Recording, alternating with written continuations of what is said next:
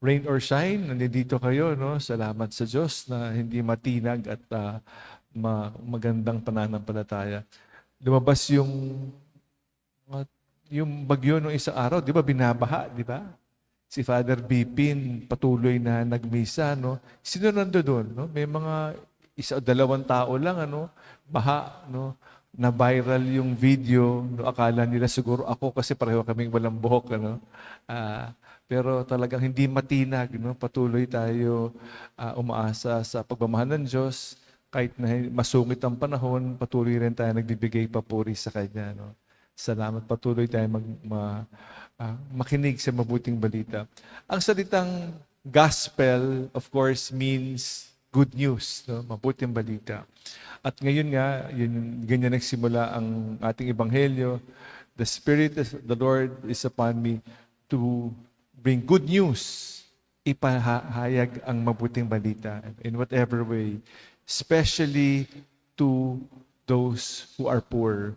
Preferential option for the poor, para sa mga nasa gilid,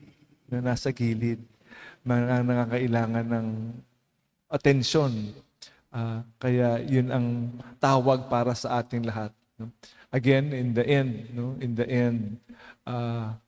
hindi naman tatanungin ng Panginoon, ilan misa ba ang ginawa mo? Araw-araw ka ba nagsisimba? No? Araw-araw, linggo, buwan ka ba nangukumpisal? No?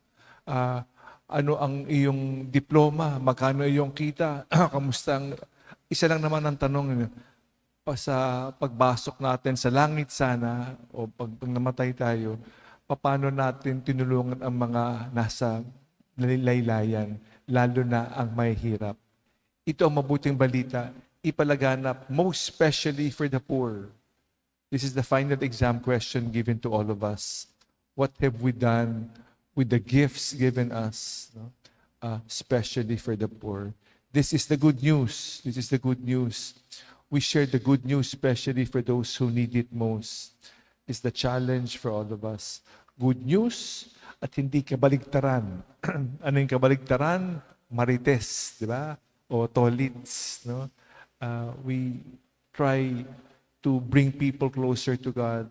Sabi ng ating mahal na ina kay Juan Diego, no? Nagpakita ang ating mahal na ina sa Guadalupe.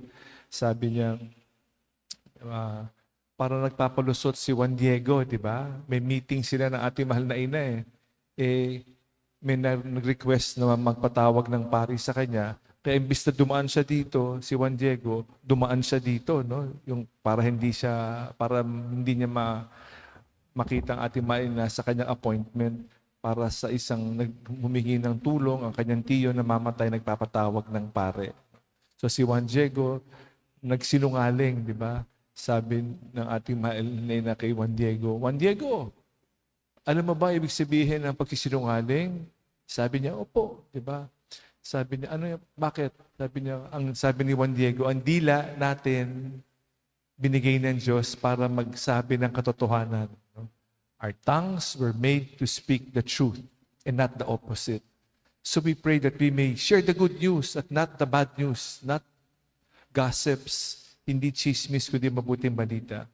Good words that will come out of our mouth with the grace of God.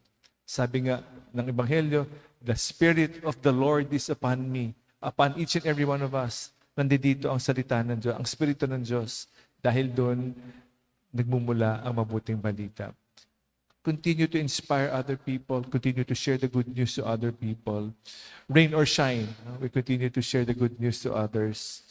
And may we be faithful in this call for each and every one of us, especially for those who need it most. Yung mga nasa daylayan, as we have preferential option to the poor, as Christ did.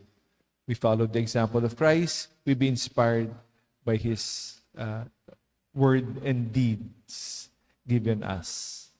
Salamat sa Diyos.